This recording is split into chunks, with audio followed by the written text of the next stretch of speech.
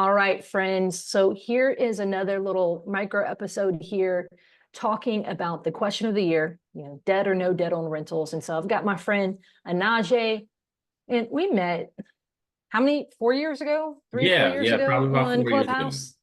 Yeah. And then in person, when I was in your backyard in Houston. And so introduce yourself to the folks. Tell them, who you are, where you're based out of, and what's your experience level in real estate. Yeah, Onaje Barnes. I'm a long-term 17, almost 18-year buy and hold real estate investor out of Houston. So when I say buy and hold, we like to keep rentals. We'll do some other stuff, some transactional stuff here and there, but mainly we operate single family and multifamily properties.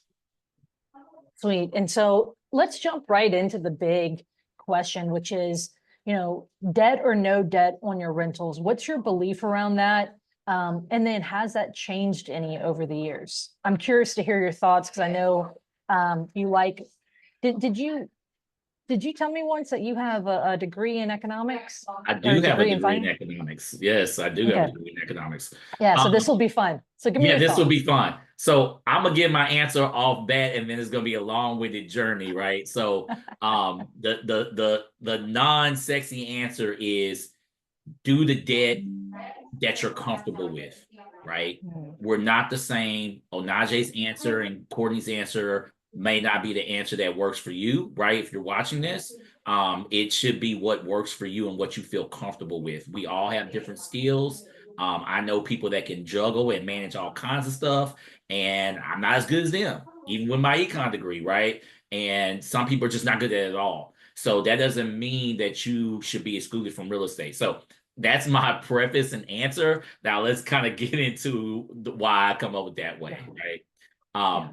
I would say when I started in real estate, my goals were very, very simple. I wanted 5 homes, single family homes, and I wanted them all paid off so I can just have cash flow, right? No debt. Right. I got started in real estate probably a couple years after I rebuilt my credit from like trash, right? So my comfortability with debt wasn't the best. I didn't feel comfortable with debt. Debt was this. All right, so this is interesting because so you've got an economic background. When you started off, you wanted 5 properties free and clear. You have a very different story than that now. So what changed? Tell me more about your thoughts on this.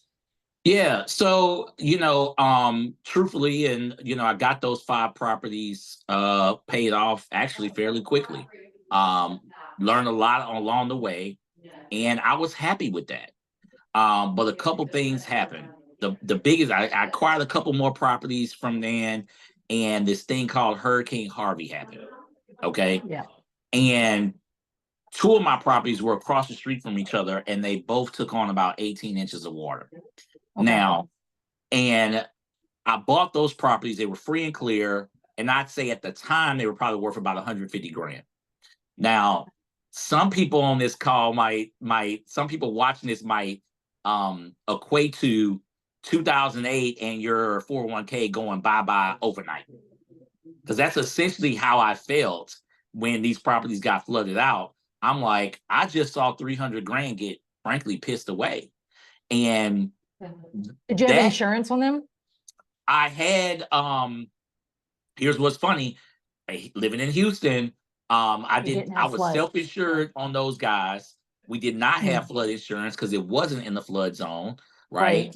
And even if I would have had insurance, that wouldn't have covered a flood because the people, if we know how insurance works, right? They're gonna find every way not to cover you, right? So even an hail windstorm wouldn't have got me. Now, what I did have was, I had credit, I had some ability to kind of get in and rehab my properties, which we did, and we were able to get our same tenants back, which I get to brag about, right? We were in and out in 30 days and had our property, back up and going, which was great.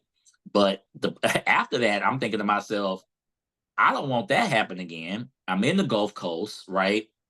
It's look, just because you're not in the flood zone, don't mean you can't get flooded, right? Like that, this happens, right? So So for me, that's kind of where I fell harder into the BRRRR. Now, again, most people teach BRRRR strategy like, oh, refinance in 6 months, whatever. I don't know if that's real or not, right? Like for me, I'm on refinance when it makes sense, right? Now, this was a couple years later. I had the properties free and clear. I just got flooded out. So I'm like, I don't want to see cash evaporate or equity evaporate like that again. So I pulled out 200K between the two properties, and that's kind of how I actually moved into multifamily. So I bought my first 21 unit with those funds. Okay. So that's so from a no debt perspective, I think it's awesome. Just the mental stress, all of just the free and clear. Like I get it. Like I understand that it's awesome. But if we want to really work into the math, we talk about things called not just ROI, but return on equity, right? Yeah. That capital that's sitting in that property is valuable capital, right? Like it needs to be operating for you. It needs to be doing something for you. That capital allowed me to go buy 21 units, okay, that cash flows, you know, $25,000 today. You know what I'm saying? Like as far as the total income. And then that property has dramatically increased my net worth, right? So for me, I was able to trade up with that equity by not having it parked in that house. However, I understand for a lot of people, like not having debt, including myself, makes me sleep a whole lot better at night, right? So for me, I'll say this: we use debt as a tool. I believe leverage is actually one of the most powerful tools in real estate, right? It's a concept that we don't talk enough about. You know, a lot of people don't actually talk about this, but there's no, sleep easy at night button on a calculator when it comes to debt. And so, you were talking about how, having those properties, you did sleep better. But then also when you leveraged that debt, you were able to do more. So continue with your thoughts on that. Yeah, like I said, I think when you're talking about no debt on, rental properties or owning property, the nature of that is to say, hey, I want to sleep better, I want to manage less stuff. I'm actually moving towards financial freedom, right? Like it's hard to quote unquote retire when you owe a lot of people a lot of money, right? So I get it on that level. However, I was at an age where, frankly, I had achieved that goal probably like 34 years old, right? So, for me, it was I got a long runway. I got more to grow, right? Like I felt more comfortable. I had taught myself how to get my credit right, two, how to actually acquire property, three, how to actually pay off debt, right? So it's kind of one of those things where it's like when I learned that, oh, like, okay, you can pay off a house. This is something that's real, right? You can do this. Then that lets me know, like, well, I can do it again, and so I didn't have to have that fear to say, oh, better not get no more debt. Well, I can do it again, so that made me feel more comfortable. And then of course leveraging, right? Like the power of leverage is really one of the most powerful forces in all of real estate, right? It gets people in trouble. I said powerful force, I didn't say best. It's just a powerful force, right? You can accelerate your growth faster, or you can go downhill real fast, right? So it's just a powerful tool. And I think when people understand how to use leverage properly, and again, within your comfort level, right? My comfort level isn't everybody. Some people's going to come on here and tell you, hey, max everything out to what the bank is going to tell you, max at 80%, 85%. I don't live our portfolio in that place. I don't mind leaving some capital in some properties. We still have single families that don't have debt on them. Some of our multifamilies are, more in the, I would say, 45, 50% LTV, loan to value range. So that's kind of where we live. And every time that I've gotten more debt, meaning I buried or cash out refi or whatever that is, we have been aggressive about rent raising, right? We've been aggressive around income. So for me, it's about cash flow, period, right? The whole debt conversation is really about cash flow. If you're cash flowing in a comfortable place, then debt gets more comfortable. Now, if you up against it, right? If you got $1,000 mortgage and you got $1,100 or $1,200 rents, that may be a problem long term, right? Well, and you and I don't want to say we got in trouble, but we were in a room on Clubhouse the other day, just talking about the nature of hard money, right? And the issue is not, is hard money a tool people can use? It's an issue of what it often allows you to not do, right? It kind of pits your back against the wall and has you doing more riskier things, which I understand with your rentals, you're not necessarily, you're talking, you've got long-term debt, but it's the same concept with that debt is, right? It's a tool and it can use, but you also want to make sure, how can you cash flow with that debt? What does it look like? And is it the type of debt that puts you back against the wall, like a hard money loan? And I'm glad you mentioned the hard money piece, right? Because I get that people have their own agendas. Me and you, we try to just make money, right? And I'm not hating on nobody else, right? But hard money for me has always been last resort, always. And I think part of the problem in the industry right now is that there's so many people saying traditional sucks or creative sucks or whatever, and then they just all go towards hard money. Let's be real. The reason why people are going towards hard money is because they're trying to sell you something, right? And hard money, I tell people all the time, hard money's hard. That's what it's called, hard money. It's hard. It ain't easy to get out of, and they'll wipe out all of your profits. You might have had a great deal or a good deal. Hard money turns a great deal to a good deal to a average deal, and an average deal to a crappy deal. That's straight up. Yeah. And that may hurt somebody's feelings, but that's very, very real, right? The points, the fees. So it's important on understanding that all debt isn't equal, right? Every hard money lender isn't equal. Hard money is different from private money, different from a bank loan, different from seller financing. All seller financing ain't good, so Right.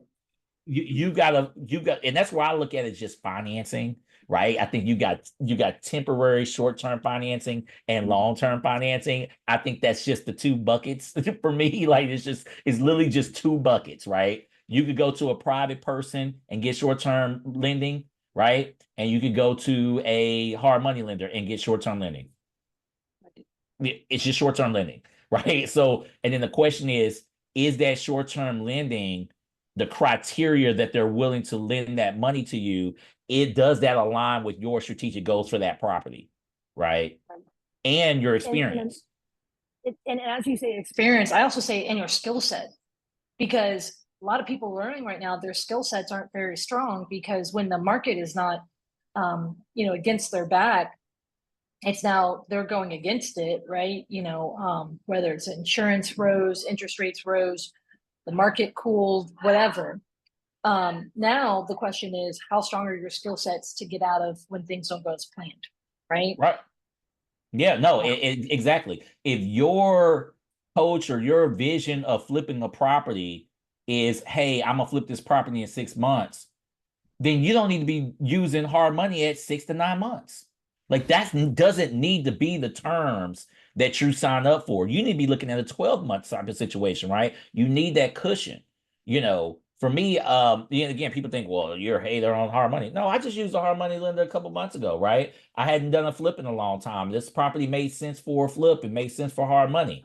But guess what? I understood the fees and the terms, and I treated that property treat any of our other terms. We in and out of this thing 4 weeks. We're in and out of this, right? Because I'm not trying to be, I'm sorry, you're going to get paid well. I ain't trying to get y'all my money, right?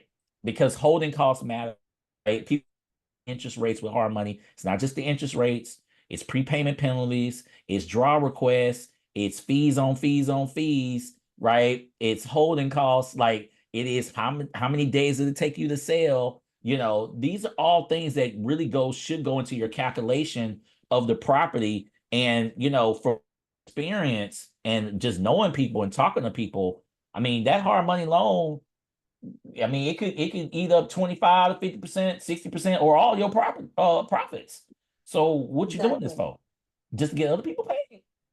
See that? Well, and a lot of people, I don't have any experience, and so that's who will lend on my deal. Like I get that, but there's no better Don't live there to do this deal. Yeah. but don't live there. Don't live there. Improve your skills. Improve the opportunities for funding that you can find, and that skill sets, right?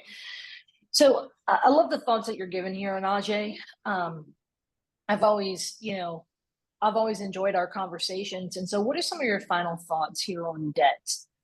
Especially as someone who's been a landlord for a while, we see a lot of people getting in and out of this game.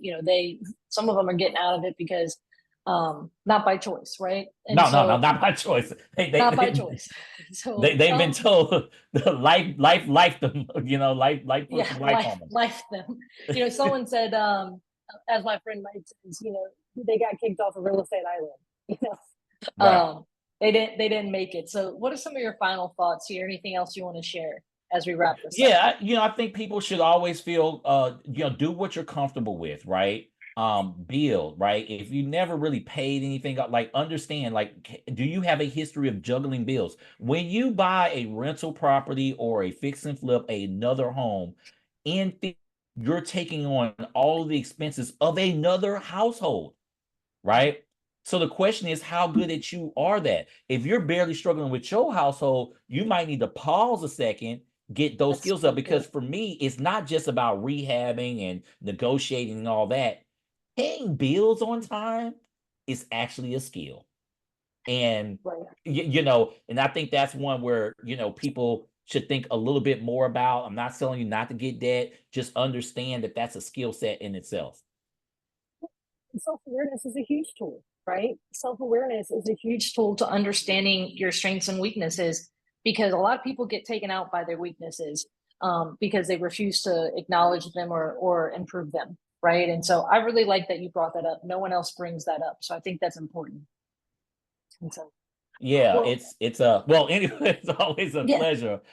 I love that you're doing this series, by the way. I think it's an amazing series because it's one of those things that everybody say, "Oh, it's okay, just do this or whatever." It's like you kind of cavalier the way you're telling people to do this now, because right, because let's be honest, one deal can absolutely change your life, right, for the better or unfortunately the worst. And one deal exactly. can take you out. And no one really wants to talk about one deal taking somebody out. One deal can take you out or put you on the sidelines or kick you off the island for a little bit. And we want people to stay on the island. We want to grow the island, right? I like to party with more people personally, right? So, I think that's important. Hey, once you get to the island, you can kick it for a while. You can stay on the island, just stay on your own terms and not someone else's. Look, absolutely. I love that. And look, I think this is a huge one because, sometimes the only people who are talking about debt are the people who are supplying it, salesperson, like we mentioned 100%. earlier. And 100%. so, and I so, don't shoot the messages, y'all. Don't shoot the exactly. Look, I made that post the other day about the hard money one and all the people who got their pennies in a twist were hard money lenders. right. Come on But now. nonetheless, Onaje, always a pleasure. Thanks for joining in on this conversation today. And yeah, you know what? I'll have to get you back and do an actual full episode for the podcast at some point too. Cool. I'll be around. You know how to get me. All right, cool. Thanks, man. I appreciate it. Cool.